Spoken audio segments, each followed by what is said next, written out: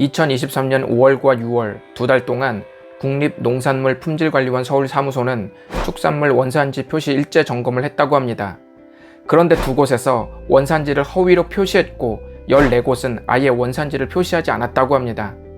사람들이 원산지를 허위로 표시하거나 또는 표시하지 않는 이유는 자신이 가진 고기가 더 좋지 않기 때문입니다. 야고보서에서도 그런 자들이 나타나는데요. 야고보가 보기에 지혜의 원산지를 둔갑시킨 자들이 있었습니다. 다투고 싸워서라도 자기 삶을 정돈시키려는 사람들이 눈에 띄었고 그 사람들은 그렇게 쟁취해서라도 자기 삶을 유지하는 것이 현실적인 지혜라고 여겼습니다. 그것은 위로부터 내려온 것이 아니었습니다. 우리는 지난 묵상에서 하늘에서 내려오지 않은 것을 살펴보았습니다. 그러면 위로부터 내려온 것은 무엇일까요? 위로부터 내려온 것은 평안함 가운데 확신을 쫓아 열매를 맺는 것입니다. 야고보서 3장 17절과 18절은 말씀합니다. 오직 위로부터 난 지혜는 첫째 성결하고 다음에 화평하고 관용하고 양순하며 긍휼과 선한 열매가 가득하고 편견과 거짓이 없나니 화평하게 하는 자들은 화평으로 심어 의의 열매를 거두느니라.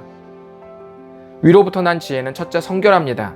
성결은 어떤 죄악과도 관계가 없을 만큼 흠이 없는 것을 말합니다.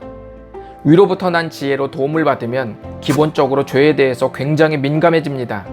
이것은 죄책감하고는 다른 것입니다. 죄책감은 우리를 무너뜨리는 부정적 감정입니다.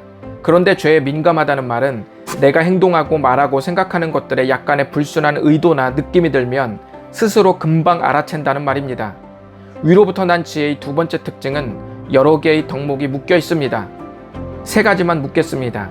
원래 문장에 보면 세 개가 한 묶음으로 되어 있기 때문입니다.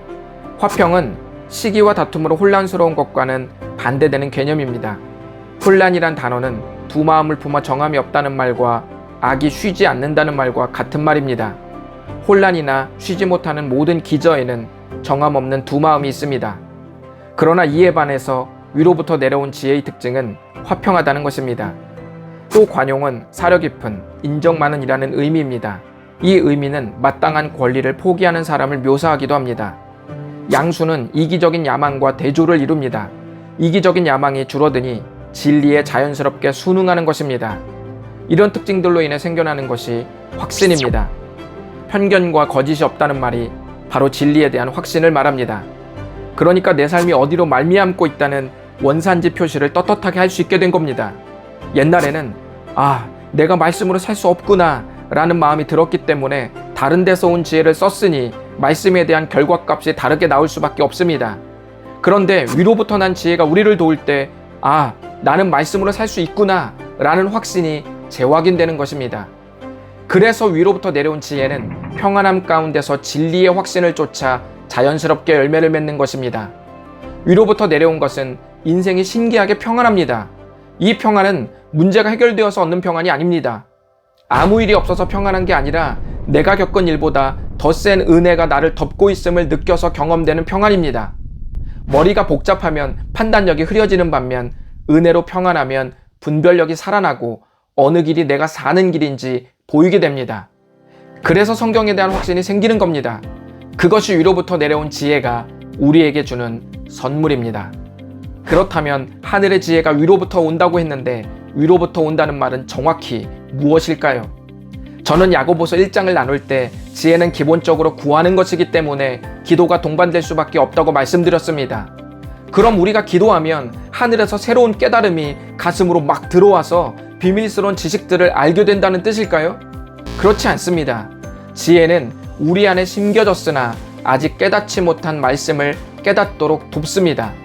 2021년 6월 기준 우리나라 휴면 통장에 있는 돈이 1조 8,897억 원이었습니다. 엄청난 금액이 잠을 자고 있는 셈인데요. 혹시 휴면 신앙 안에 잠들어 있는 능력의 말씀들이 여러분 안에 숨어 있을 수 있습니다.